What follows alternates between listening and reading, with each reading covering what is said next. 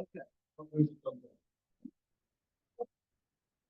Good morning, Rotarians and guests, and welcome to our regularly scheduled Wednesday morning meeting, November 20th, 2024.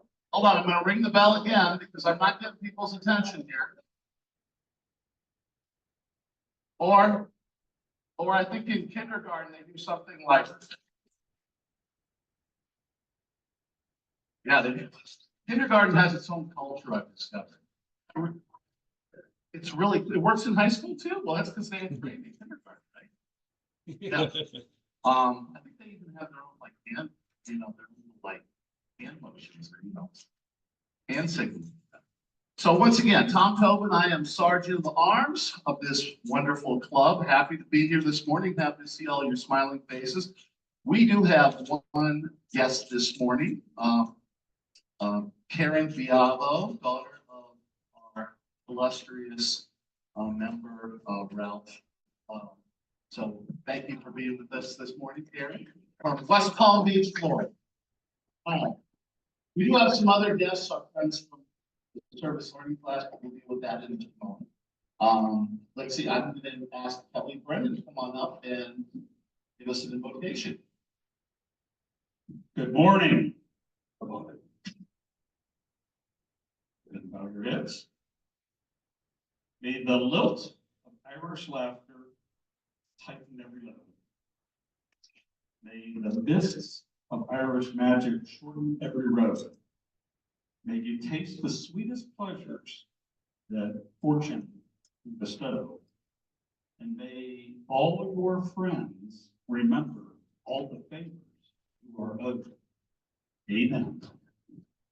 Amen. Thank you for getting me in touch with my Irish heritage. Yeah, I appreciate that.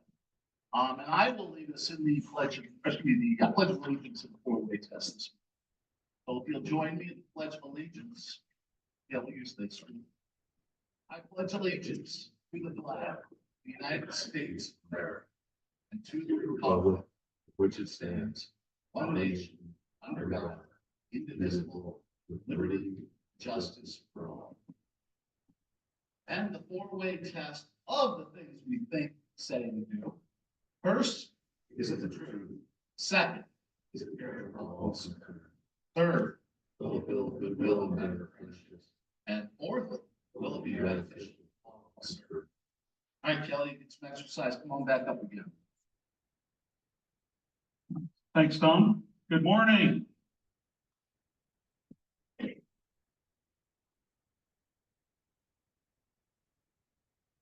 A few announcements. There will, unless you've been in a bubble somewhere, there is no meeting next week. There is no meeting the 25th. I mean, you can come, but you find it a little thin. And there's no meeting the 1st. So everybody's got all those done. We don't meet next week, so therefore the following week when we meet, that's the week that we have the kids from the high school here. The program will start first. So this year is a little different than last year. Program is the first thing we'll do. So when you come in the morning, 7:30, that's when the program's going to start. Then when it's over, a few announcements, and then we'll all go over and have breakfast. Also, that same week, but the Saturday, is Santa at the Cabin. Starts at 9 o'clock in the morning, although I think 7th is probably before 9 o'clock, I would assume. Last till 3 o'clock. If you haven't signed up, I don't know if the sign up is still going around or it's at. But if you haven't, sign up or shoot an email either to myself or to Ed Sogan, either work. That still works. And then Ed will address everybody not next week, but the following week, the 4th. Salvation Army Bell. There's still a few slots, right, Jim?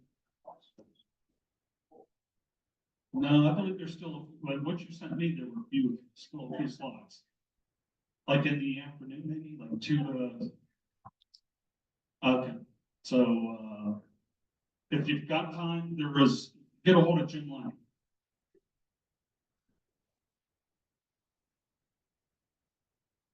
And Rich is not here, so fall fundraiser. I think we're all squared away with the fall fundraiser. Marilyn, there were two items that I needed to address and I forgot what they were.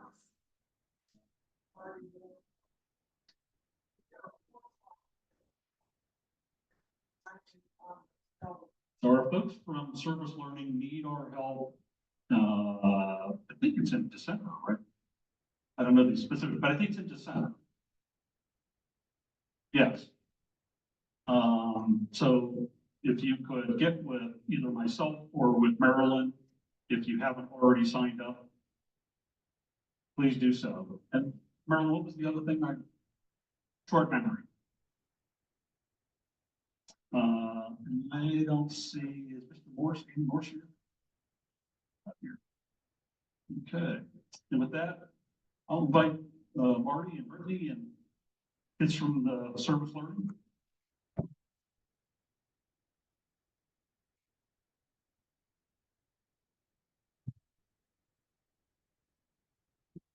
Oh, good morning, Rotarians. How's everybody doing this wonderful November 20th foggy morning? Wonderful. Everybody ready for the first snow of the year? I know I am. Wow, great. Lovely. Right? There'll be no snow days, just be. So anyway, lovely to see you this morning.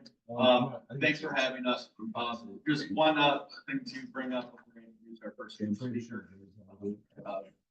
Brittany's going to talk a bit about our policy projects route, but coming soon from Jamie and Gina on the English side, they will have their RAK presentations coming up in the new year. So expect that they will be sending out signups for that if you'd like to come and be part of those presentations, provide feedbacks to the students. That will be coming. RAK, Ride the Max of Kindness. So they'll be doing. And many of you participated in that in the past. That will be coming soon. So I'm going to introduce our first student, and this is Alex Bizzelli in the Service Learning Program. Tell you about his site and what he's all about. Go ahead. Hi, so I'm Alex Bizzelli, and like you said, I'm a senior at Hudson High School. I'm in the Service Learning Program. I've been serving at the Summit County Prosecutor's Office this first semester. So I've done a little bit of everything. So I've done we run a lot of events for different things. So I've helped both behind the scenes prepping for those, and then also actually I went and helped run one. And then a lot of just other tasks within the office. And when I'm not doing that, I'll be watching some trials. So it's pretty interesting and fun. So I guess the last one, this was what I helped run. We do it's called the Kids Safety Project. So kids from elementary, middle schools all around the area, they'll submit posters for different, don't do drugs, don't share your information. So they'll make all these different posters for that. And then we'll bring in police and people to judge it at an event, and then we'll recognize them for winners for their posters. So.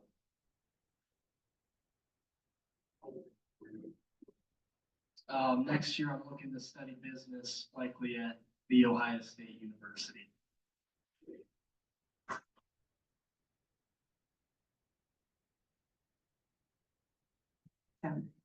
Good morning, Rotarians. As Mr. as Marty alluded to, we are starting our policy presentations on Friday, unless of course, as we discussed yesterday, we have a snow day on Friday, which is not going to happen. But we always have to plan for those contingencies. So we'll be starting our policy presentations on Friday. So if you signed up for any of those, we'll be starting those during our third period, which is about around 10-ish, so about 10:15. And then the one thing I do want to make sure that I highlight, we have had a few schedule changes. So if you are signed up for some of the later ones in December, please make sure that you're checking your sign up genius, the email that you got, because we have had a few. I know we moved the 16th to the 13th. So we moved that up a few days because we found out our Friday schedule is a little different than what we had initially thought it was going to be. So please just make sure that you are checking that before coming in, because we have had a few changes with end of course exams. And we're also doing a big sing along where the high school students all come into the auditorium and sing carols. So that's changed our schedule a little bit. I'm here to introduce Miss Mary Lemon. She's a wonderful student who is incredibly hardworking, and she's going to tell you about her site experience. I'm Meredith, and I'm at Ellsworth Hill Elementary School, and I'm in a second grade classroom with Mrs. Morale. She's absolutely amazing. I love every part of it. I actually want to be a teacher, so it's a really good experience for me. And the biggest thing that I'm working on right now is helping our students who struggle with reading. So I pull them out one at a time in the hallway, and they'll read books and recite it for me, or we call them nonsense words, and I help them build these words on their phonics board. So that's my biggest project right now, and I've been seeing some growth in my students, which is really amazing, and it makes me so proud of them to watch them grow. And I've also been doing a school-wide project right now for Thanksgiving. They are collecting gently used books or donating books for other students. And so every time a student donates a book, they write the book title on a feather. So there's like thousands of feathers, and I have to hang them up all over the school on these turkeys. So that's kind of what I've been doing. But I take a couple students with me, and they'll help me hang it, so I get to hang out with them one-on-one then too. But I've just been doing a lot of working with the students, which I really appreciate, and this is where I'm letting me do. And I also get to see the side of being a teacher, which is the printing and learning how to use the copier. I finally learned how to use the copier right, and laminating. So I've gotten all of the teacher prep work too. So I've learned how to do that, which is really important for me in my future. So it's amazing. And I'm sad to leave in December. My top choice right now is Ball State in Indiana, and I'm going to do a degree with special education and elementary education. So that is kind of where I'm going to go.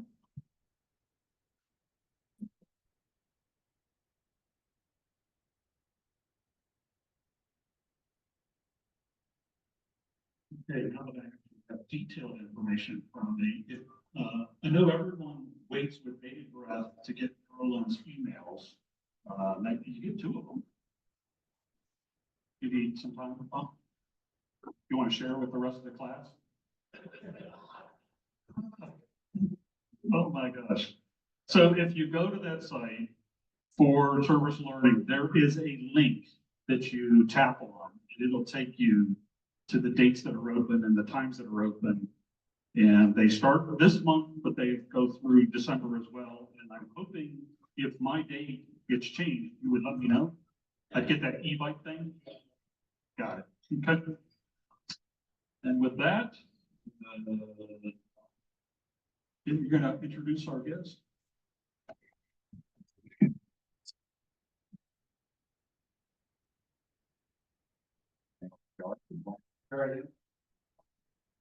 During our files, figure out the theme of volunteering.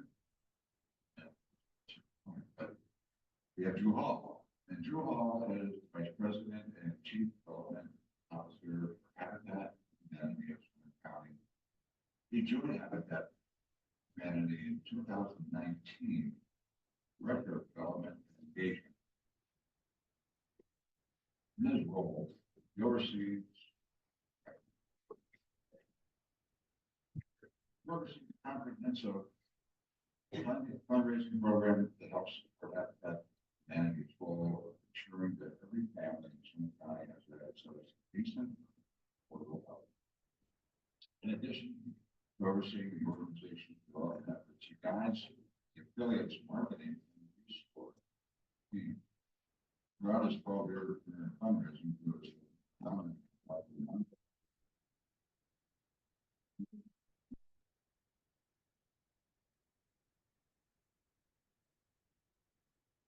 Certified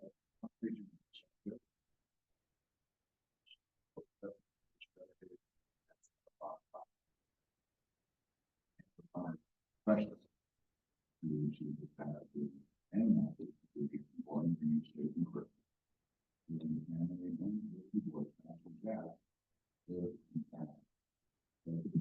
everyone, welcome to Blue Hall.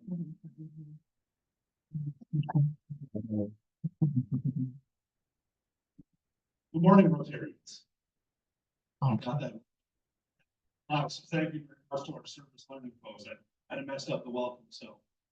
First and foremost, I want to thank you all for the opportunity to be here this morning and speak on behalf of Habitat. It's okay with everyone. I've never been particularly good at the stationary part of doing a public presentation. And I finally also want to thank Jim for that very nice introduction. Jim, I may have to have you doing all of my events. And then you can turn someone's video off. Okay. Make me sound much more. On the picture, there's like drop down. Okay. Don't worry about it now at all. I'm going to spend just a few minutes this morning talking about Habitat for Humanity. We're going to get to volunteerism, but as I put together the presentation for this morning, I got to thinking about, boy, you know, well, I would love to be able to just jump up on stage and tell you all that you should come out and grab a hammer and help us build.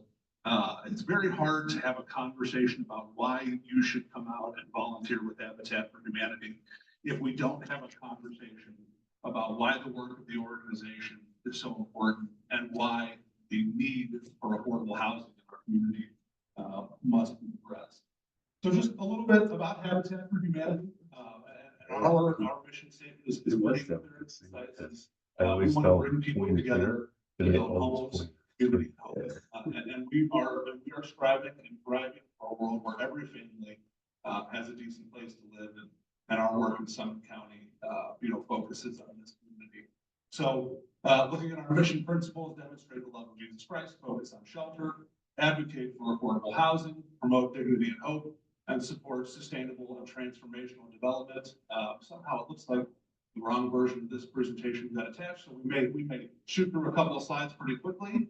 And that right there is the beauty of technology, right? So what you see here is this is our very first home that our affiliate dedicated in 1987 to Dorothy Connolly. Dorothy lived in that home until she passed away in 2023. Really, who here thought that Habitat for Humanity was founded by Jimmy Carter? That's fair. A lot of people think that President Carter founded Habitat for Humanity. It was actually founded by Miller and Linda Fuller in 1976 on a collaborative working farm in America, Georgia. If it wasn't for President Carter, I'm not sure that Habitat would be in the public lexicon the way it is now. He and his wife have worked on 4,300 Habitat for Humanity homes across their partnership with our organization, including a Carter Work project where Habitat affiliates around the country stand up, upwards of 10, 15, 20 homes over the course of a one-week work project. So President Carter has been a wonderful ambassador for us. Like I said, we're going to just sort of pop through some of these slides real quick. So getting to that question of why does housing matter? And truly it comes down to this: substandard housing and housing instability impact just about every aspect of a family's lives. Mental and physical health, employment, performance and retention, socioeconomic status, physical and financial security, and a family's just general overall quality of life. When a family is living in a home that is unaffordable,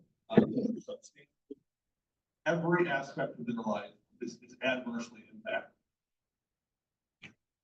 So home is really the key to a brighter future. And I'm not going to regurgitate this slide for you, but I think I do want to pay particular attention to right here, this point here. Habitat for Humanity believes that housing and shelter is not a privilege. It's a fundamental right of every single family. Decent, affordable housing, stable housing is a fundamental right of every single family in our community. And I also just want to, I know we've got time for questions at the end of this presentation, but if as I'm going through slides, you've got just that absolute burning Habitat question that you've got to ask, feel free to pop your hand up and I'll try to make sure we get that as we're going. So a little bit of a look here at what programs Habitat for Humanity of Summit County offers. Of course, most people recognize Habitat for Humanity for our new home construction program. Volunteers out on build sites with hard hats and Habitat t-shirts, swinging hammers and building homes. In Summit County, we've build on average 8 to 10 homes a year. We're currently working on a 16-home development in the North Hill neighborhood in the city of Akron. I see a nod over there. Somebody recognizes that. That's excellent. We've also got a preserve a home program that we started 2 years ago that was born out of the recognition that new home construction on its own was not going to address the need for affordable housing in our community. So we're now working to buy and rehab homes and turn those around into affordable housing units much quicker. We've got a home repair program that was started in 2011 because our affiliate recognized that affordable home ownership means different things to different families. For one family, that might mean coming in and getting in the pipeline to become a new homeowner. For another family, that might mean I need a new roof on my house so that it's warm and dry and safe enough for me to stay there. And an offshoot of that, our Aging in Place program is focusing on, watch that sign back there, is focusing on homeowners age 60 and older and working in combination with an occupational therapist to address not just the accessibility and mobility issues that might be presented in a home, but also some of the health detriments that make it easier for a homeowner to remain in their home. We've also got a neighborhood network program, which is focusing more on our neighborhood revitalization. So when you think that big public space cleanup, landscaping and other activities that make a neighborhood really strong and vibrant. Who's been to our retail store, our restore? 1, 2, 3. Okay, all right, we got 4 or 5 people in the room, but we love that. So our restore not only provides discounted home goods for the same low to moderate income families that we serve in the community, but it also provides an incredibly valuable source of sustainable operating funds for our affiliates. So thank you to those who have been there, and I would invite anyone who hasn't been out to come see us at 2301 Roman Road. For those in attendance and those who may be watching, a little inside information starting next Friday. We're going to be getting our 75% off Christmas sales, so the whole store will be 75% off. And then finally, our Pathways to Home Ownership program, homeowner education and advocacy. These programs are really essential to helping us help families who are not quite ready to jump into our new home ownership program. And then the homeowner education program helps prepare folks to become homeowners. And then finally, our advocacy program allows us to build and strengthen relationships with the elected officials that help us advance policies that make affordable home ownership possible. So let's talk about new home construction just a bit. So Habitat homes are built and sold on a 30-year zero interest mortgage. We qualify families, and then they have that opportunity to enjoy that zero interest mortgage with an average mortgage payment at our affiliate that ranges between $450 and I would say $750, depending on where we're building in Summit County. We build approximately 10 ranch homes per year. Most are 3-bedroom with 1 bathroom. Did I hear? No? Okay. The Preserve a Home program I mentioned, this is the purchase to rehab program that we offer. Home repair. Yeah. Oh, here we go. Just to talk a little bit about Habitat's work in our community last year. You see 6 new homes built. We had a little bit of a delay at the end of the year as we prepared to kick off that new home development up in the North Hill neighborhood. We did complete 41 home repairs, 3 home rehabs, and we were able to provide affordable housing services for 64 families. And as we pivot a little bit more into the volunteer portion of today's presentation, I do want to just point out this number. 13,278 volunteer hours provided by folks in this community. And we could not do what we do as an affiliate and serve the families that we serve without the support of volunteers in our community. About 80% of the construction work done on every new home that Habitat for Humanity builds is done by a volunteer. And that starts from raising walls, to doing drywall, to painting, landscaping, putting in windows and siding, We could not build homes without volunteers. And I do want to give a very special shout out to a group of volunteers from this community, our Hudson Coalition of Churches. I believe, Jim, your church is a member of that, and somebody else. Oh, yeah, Phil. St. Mary's, yep. And I think I met one more gentleman in the back there now, First Congregational. So those three churches, along with about 5 others in this community, have come together with Habitat for Humanity to build what is coming up on 31 brand new homes for low to moderate income families in Summit County. The home that we're currently working on, we expect to dedicate most likely in very early December. So we just, a very special thank you to the group of volunteers from this community who come out and give their time to help make affordable housing possible for families, even though they don't necessarily live here in the Hudson community. Though I am very excited to share that this year's Hudson Coalition homeowner does attend church here in the Hudson community. So just a special note to pass along there. All right, volunteering. Like I said, 80% of every Habitat home is built by a volunteer. And why? So why come out and volunteer with Habitat? Have a good time. I am biased, of course, but I do believe that for most companies and social groups and clubs, that there's not a much better team building activity than coming out and spending a day with Habitat building a new home. So thank you very much.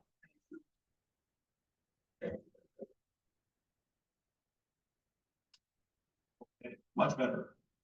So yeah, come out and have a good time. Support your community. Like I said, every home that we build is built in partnership with a low to moderate income family who is seeking a pathway to a brighter future through affordable home ownership. Learn new skills. Has anybody been out to build with us on a Habitat build site? See 1, 2, 3, 4, 5, 6, about 6, 7 people. Is it fair to say you probably learned something new while you were out with us that day? Okay, well, that's a little resounding. So if not, and you knew it all, you should definitely be coming back, because we need skilled volunteer labor. So, and then, of course, it's a rewarding experience. We hope that you walk away from our volunteer day feeling like it was a good time and it was time well spent.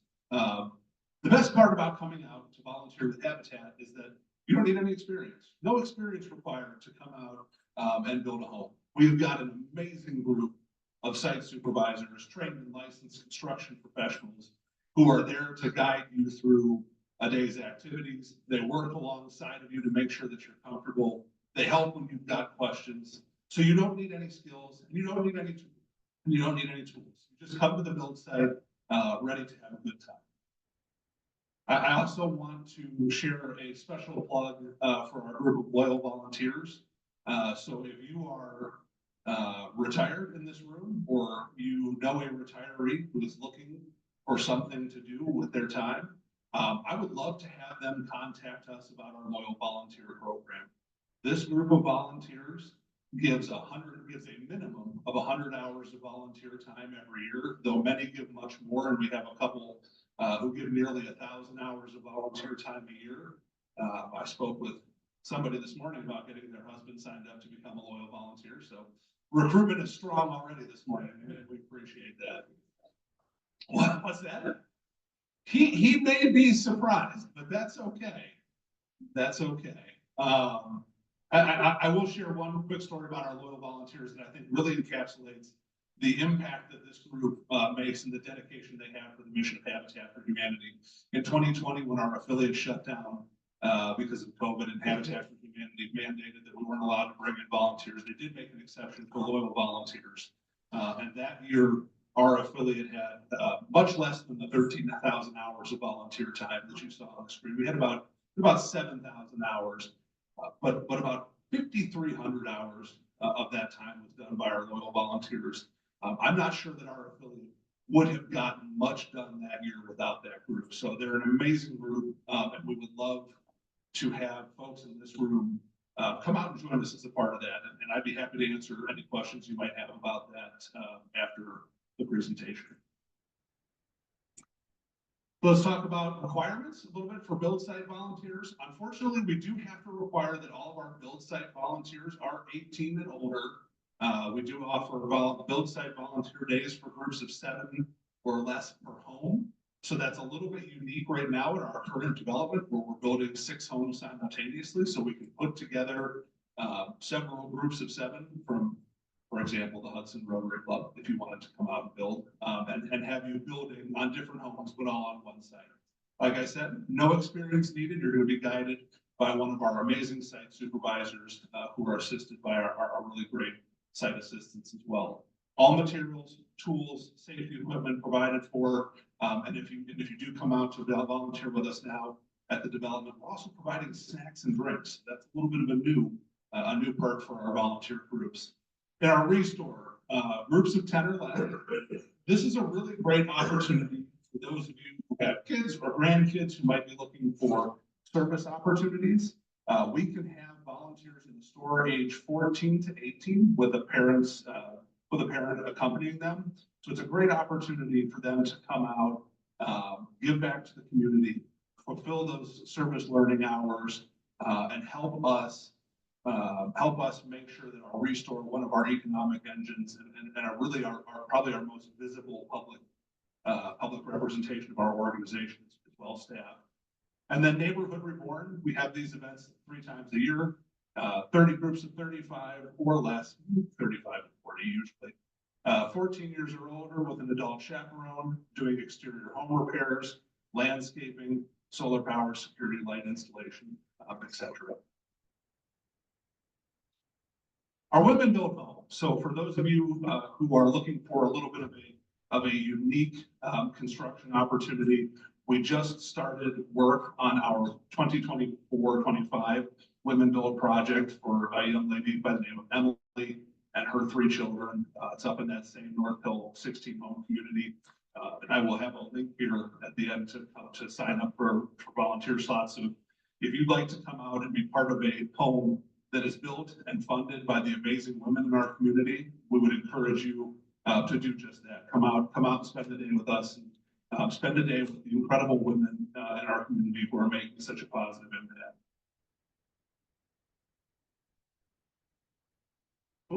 So I'm coming to the end of sort of the how and the why. You know, you would want to come out and spend the day with Habitat. This QR code right here will give you an opportunity to connect with our organization and sign up for our newsletter, which posts various opportunities for volunteerism. There's an opportunity to sign up directly at our volunteer site. And if for some reason you are getting redirected to the wrong place, our website is www.hfhsummitcounty.org. You can click on the Join Us tab, and then there's an opportunity to sign up for our restore, for our new home builds, and for our women's home build.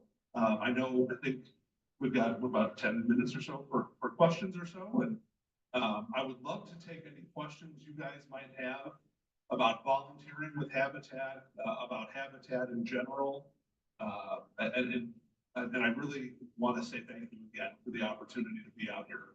As I mentioned, this organization is fundamentally a partnership-driven organization. We could not do anything that we do, and we could not serve the families that we serve without your support. So I'm grateful for the opportunity to speak with you this morning and share a little bit about the work of Habitat and the opportunities to be a part of that work.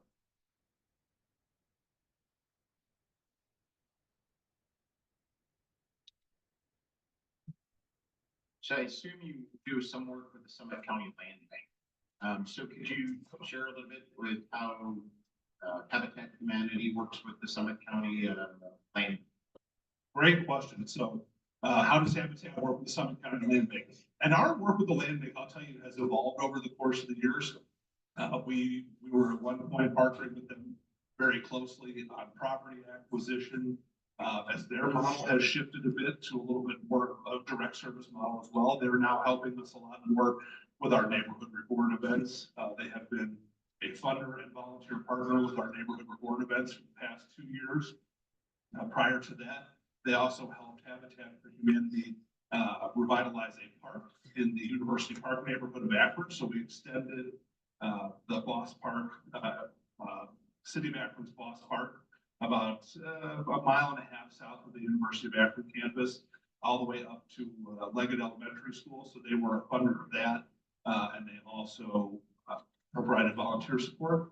We're hopeful to be able to work with them a little bit more now with the Welcome Home Ohio program, either through the funding they have as a rehab and construction partner, or also potentially on some of the tax credits that are available through Welcome Home Ohio. So they're a really great partner. Patrick and Stephen Thole over at the Land Bank are great partners.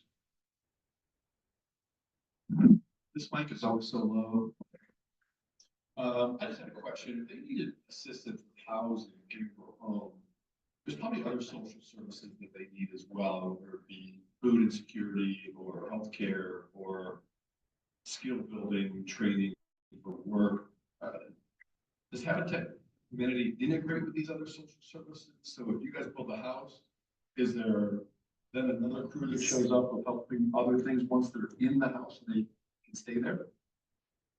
Fantastic question. So usually I do talk a bit about that, but I wanted to spend a little bit more time focusing on the volunteer piece this morning. We absolutely do partner with other organizations in our community. So the first example I'll give is our Pathways to Home Ownership program.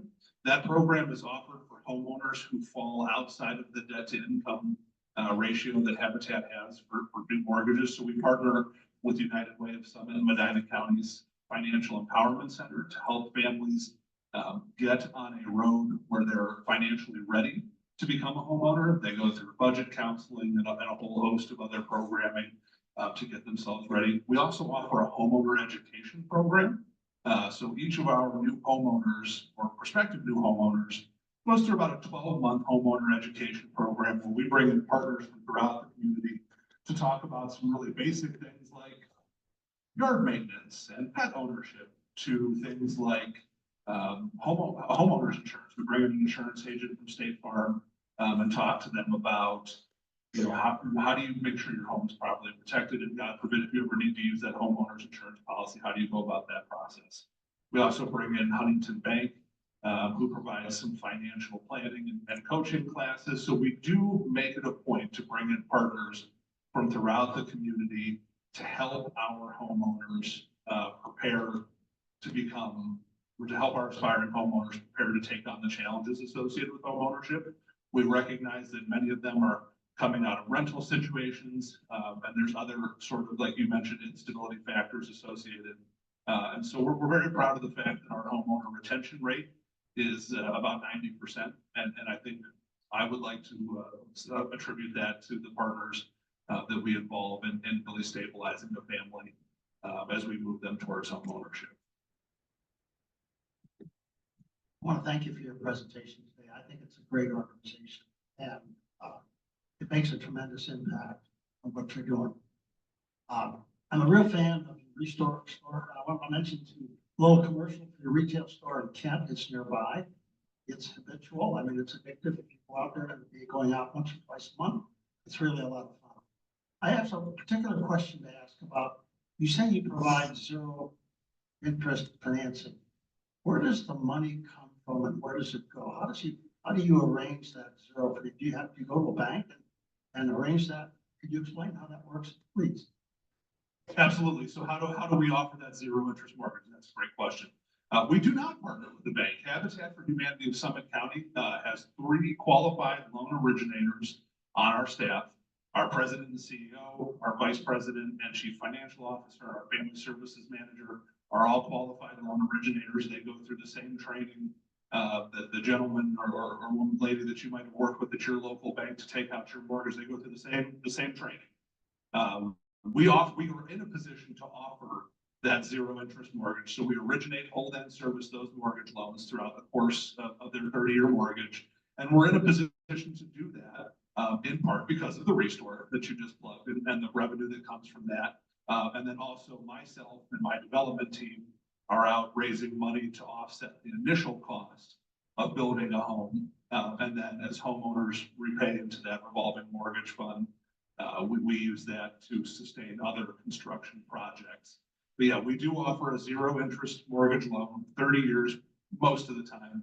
And like I said, we hold and service those loans throughout the course of the 30 years. Okay, my name is Gail. Thank you for your presentation today. So I know you were saying that a lot of your clients are coming from rental situations. Are you seeing clients that are working with the voucher program that also helps them purchase homes? And do you also work with the NACA program to help them get into homes? What was can you define the acronym for me? NACA, NACA? What does that stand for? I'm oftentimes more familiar with the less familiar with the acronym on the family services side of things than Digi, so. I know we get a little bit guilty of the alphabet It's a soup. and not program that helps people, they do the credit, they do the 12-month or however long you need to get them set up to go into a home. So they either get extremely low interest to close to no interest on the mortgage, they make their home built properly, repaired properly. Okay, so your first question was about vouchers and do we have? Yeah, so we do not generally have housing vouchers through our affiliate because. No, the housing voucher program also helps people purchase homes under that voucher program. So I don't know if you've ever worked with that. You know, that would be happy to check with our family services manager and shoot Jim an email on that. I would say likely no, but let me check with our housing or with our family services manager and get a better answer. I hate to guess and be wrong, so. Because if it's not, it might be a good avenue for you guys to work with because you can purchase under the housing voucher program and they allow them to purchase homes with that program and move them out of that rental situation. Good to know. I'm glad to learn something. Do you happen to have a card on you by any chance? Do not, but I have your information. I'll send you, I'll get your email. Lovely, thank you.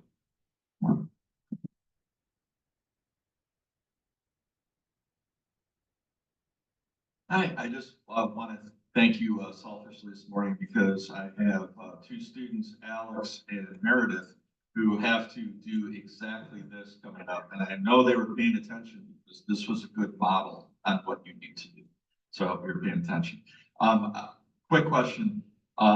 Akron, like Cleveland, has a lot of existing old housing stock. How do you go about making the decision whether it's better to build new or where there's so much existing housing stock that is available that you could fix up? So how's that supposed to decision? Yeah, great question. And I would tell you that our affiliate is really trying to tackle affordable housing on both ends of that spectrum. Obviously, you know, our new home construction program, through that, we're leveraging a portfolio of infill lots that we already own. So right now, our affiliate owns somewhere in the neighborhood of 30 to 35 infill lots that our families have an opportunity to choose from if they want to build a home. The home rehab program, though, is where we're working with municipalities in the county and local realtors to identify those homes that may be available on the market for acquisition and rehab, because it is truly much quicker most of the time to purchase and rehab a home and get it ready for a family. The challenge for our affiliate and most housing nonprofits is finding those rehab properties in the inventory throughout our municipalities that are going to be able to be acquired and rehabbed on a reasonable budget. Our goal for rehab is about 100 to 110,000 for acquisition and rehab, because we want to make sure that we're writing a mortgage that takes up no more than 30% of a homeowner's monthly income. That's sort of the mandate for Habitat, no more than 30%. So there is some challenge in the rehab space, but it is essential that our affiliate and other housing organizations figure out how to tackle that on both ends of the spectrum. So we're working on it. Just gonna clarify. I've got to neighborhood assistance operations. And apparently they provide working.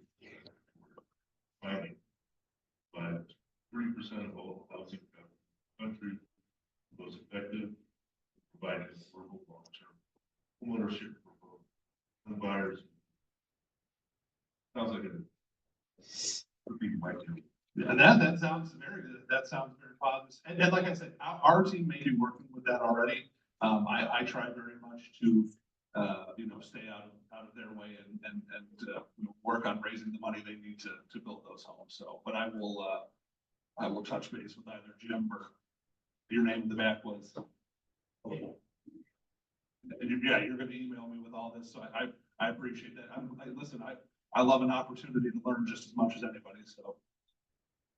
Now, I love your model. It's just an amazing model. I think there's some things there to appeal to everybody. As a matter of fact, my dad and I ran American Endowment Foundation, grant, billions of dollars to charities all around the country, and then try to pick a few organizations that I thought were examples of like really great organizations trying to pick favorites. I mean, Habitat for Humanity has something for everybody. And one of the things that I don't know how much you mentioned about the model is, did you describe how the homeowners have to put sweat equity not only into their own home that is being built, but also they're paying it forward too? Can you tell us about that? Yeah, great question. So the question is, how do our families sort of put their own skin in the game as they're working towards becoming a homeowner? And certainly that sweat equity component of it is still very much there. Our affiliate requires adults in the family to complete 250 hours of sweat equity as they work towards becoming a homeowner. About 75% or about 75 of those hours are going to come out on a build site. About 75 of those hours are going to come in a classroom through our home ownership education program. But we have also evolved a little bit as an affiliate to, to be able to say to parents, for every A that the children bring home on their report card, we're going to give you an hour of sweat equity for that. When families come to our facility on a Wednesday night for homeowner education classes, many of them have kids. So they can bring their kids along and they can play in our children's center. And then older kids who are willing to come in and volunteer for those, 2 to 3 hours on a Wednesday can earn sweat equity hours for their family volunteering, watching kids in the children's center. So the sweat equity component is very much there. Families also need to be able to display a need for housing. So they're living in substandard housing. Their housing costs surpass 30 to 50% of their monthly income. They're living in unsafe neighborhoods. So there's a wide net on what qualifies as unsafe housing. They have to be willing to partner with Habitat on completing that homeowner education program, completing the home maintenance training, completing their sweat equity hours, and they have to be willing to make the mortgage payment. I will tell you that, to this day, 5 years into my time with Habitat, the number one misconception that I run into is that we build and give away homes. We do not build and give away homes. Every homeowner that we have right now is working on paying a mortgage. Now, certainly, like I said, at $450 to $750 a month, you'd be hard pressed to beat our mortgage price, but every homeowner, has to be willing to make that mortgage payment. So I think it's so important for folks to know that as our homeowners are working towards meeting their goal, they're deeply invested in the process. They've got skin in the game and they are committed towards making the best of this opportunity that they have to really achieve, transformational family stability. Curious about one thing.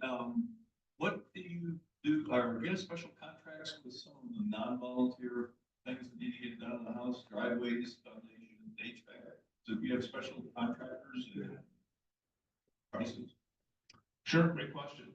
We do sub out a portion of every home that we build: roofing, HVAC, electric, and concrete. Our insurance company is really picky about things that volunteers could fall off of, get electrocuted on, or get stuck in. So we do sub out all of those. Because many of our homes have federal funding attached to them, we have to follow the federal government's procurement guidelines. So we have to obtain a minimum of 3 bids. And then we are generally obligated to go with the contractor that provides the lowest bid that is most responsive to the requests for proposal for each project. So yes, oftentimes contractors do donate labor, or they donate a portion of the materials used on a project. And it's what has allowed us as an affiliate to keep our build costs down, where most of our affiliate counterparts saw some incredible increases in construction costs over the course of the pandemic.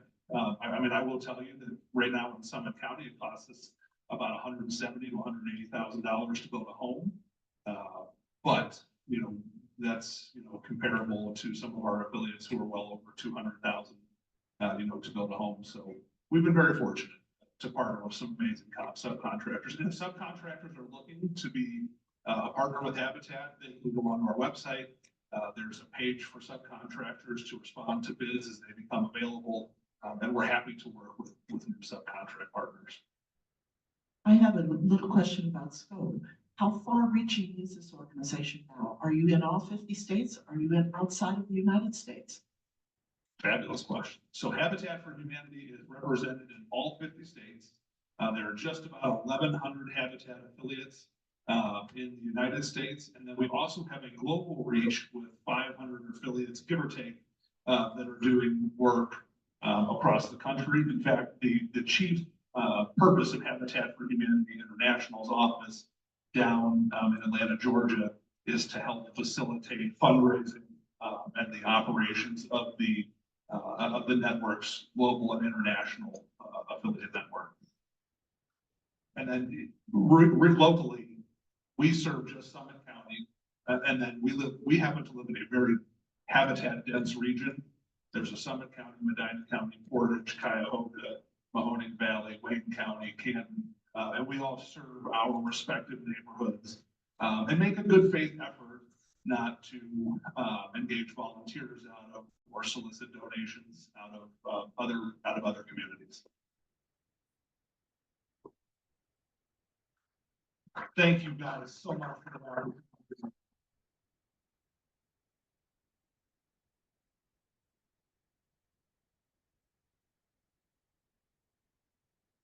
Okay, normally, we pick from this little baggie and then somebody from the membership tells us who they are, but we're gonna change it up a little bit today.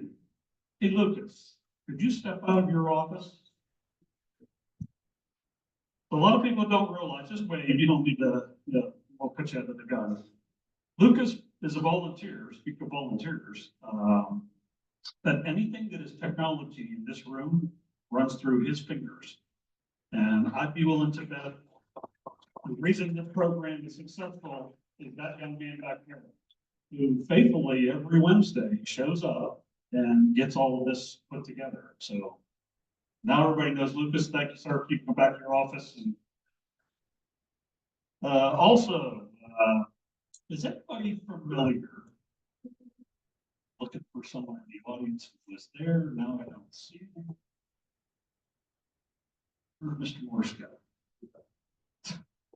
Comes late, leaves early. All right, let's move on. Did everybody get an opportunity to mark the piece of paper when you came in as to whether you will have breakfast on Wednesday the 4th? If you didn't, do it, because I'll call those numbers in and then we're set in stone. So right at the table when you check in, you know, big piece of paper, your name's on it, guaranteed. And if there's anybody else you're looking to invite, you just invite them in. If you've emailed me already, you don't need to do that. It's already been taken care of. All right, Rotary. We are $11 for today, $127 for the jackpot. Drew, if you could do me a favor. Pick my winning ticket. Thank you, sir.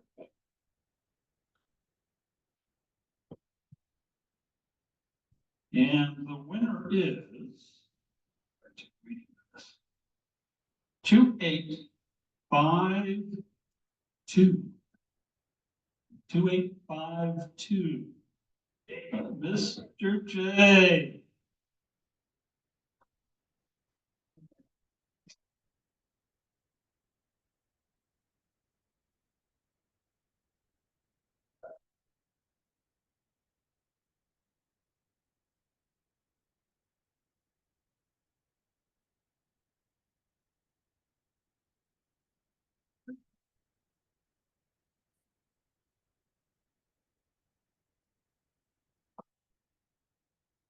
Not a winner next time. All right, useless but important facts. Does anyone know the name Sarah Josephia Hale? Raise your hand. I'll bet everybody in this room knows who that person is. She's the mother of Thanksgiving, but most importantly, she wrote Mary Had a Little Lamb. But why is she the mother of Thanksgiving? She wrote to then President Abraham Lincoln, as well as to the Secretary of State, asking that Thanksgiving be declared a national holiday. And the purpose of it was, so people understand, the holiday of Thanksgiving was really about the founding of America. But she had asked that you could consider it a national holiday so that there could be healing. This was at the end of the Civil War. And obviously that did come to be. And as we probably all know in our lifetime, or some, the dates sort of changed. It used to be the third Thursday in the month of November. And remember, the original Thanksgiving probably would have been sometime in October. So the third Thursday, and it was changed by President Roosevelt because shopping. You wanted on the third Thursday so that you got an extra week of shopping in before Christmas. It later then got changed back to the last Thursday of Thanksgiving, which is what we celebrate today, because of professional football. What you didn't know is, who was that team that played in 1920, the first NFL game? It was the Akron Pros, who won 7-0 against the Canton Bulldogs. And as we all, yep, go Bulldogs, because that's how you got a National Hall of Fame down in Canton, Ohio. See, useful information. Go out, spew that next week when you go out to your family meals. Everybody enjoy the day. See you here on the 4th.